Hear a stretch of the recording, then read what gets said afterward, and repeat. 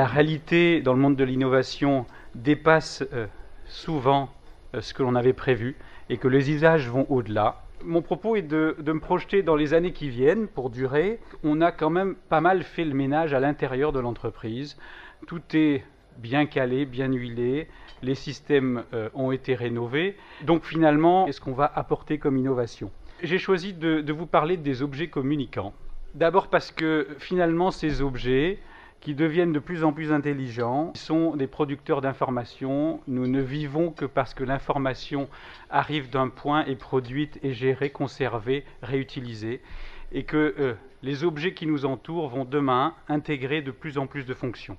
Et comme on les dote de paroles, comme on les dote de fonctions de communication, on a face à nous des systèmes qui vont produire davantage et davantage d'informations et que ces systèmes, maintenant, ils vont intégrer les systèmes d'information plus classiques de l'entreprise. Une innovation qui devrait décupler ses usages, elle est toute simple. Je prends le code barre 2D qu'on va pouvoir afficher sur un objet, sur une affiche. C'est devenu un point d'entrée sur le système d'information de l'entreprise. Vous pourrez le flasher et avec les très belles applications mobiles et les services associés que les opérateurs vont nous proposer, chaque objet que l'on rencontre dans la vie peut devenir un objet cliquable qui va intégrer le système d'information puisque ça devient un point d'entrée. Donc c'est tout simple, ce petit code barre 2D, mais c'est le début d'une révolution dans la communication. Alors à ça, on va ajouter l'explosion des protocoles. On connaît le RFID, on connaît le Wi-Fi, on connaît le Bluetooth. Il en arrive dédiés à ces objets communicants qui, eux, vont également, finalement, permettre de les intégrer à nos systèmes.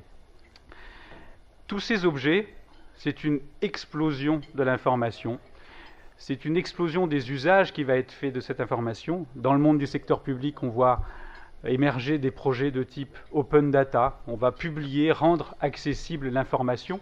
Google, en rendant accessible ses services d'information géographique, ouvre la porte à des innovations nouvelles, à des usages nouveaux.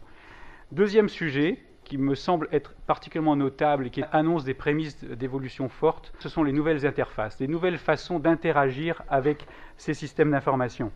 Apple a réussi le tour de force de supprimer le clavier.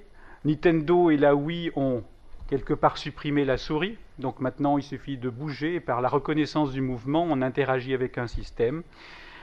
On voit apparaître des lunettes high-tech.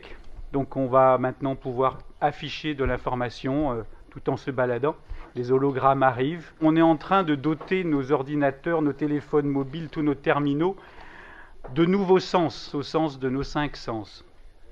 Les caméras numériques ont explosé, la reconnaissance d'images, la reconnaissance de mouvement est intégrée. Donc on peut communiquer simplement par le mouvement et donner des ordres. La parole, elle est traitée, elle est reconnue, donc on peut interagir. Je parle déjà à mon téléphone, j'aimerais lui donner des commandes. Le toucher est intégré, puisque maintenant on peut toucher son écran et donner des consignes différentes. Donc ces sens qui sont reportés vers le système d'information et vers les médias qui font l'interface entre nous et lui, vont intégrer également les systèmes d'information. Et au bout du compte, c'est la réalité augmentée qui est derrière, c'est la capacité à superposer du virtuel à la réalité.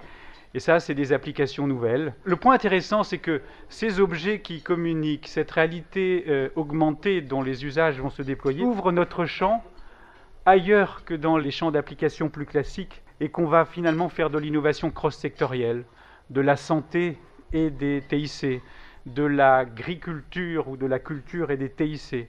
Dans tout cela que font les pouvoirs publics, finalement, ils poussent même très fort, ils mettent en place des fonds pour aider à la création.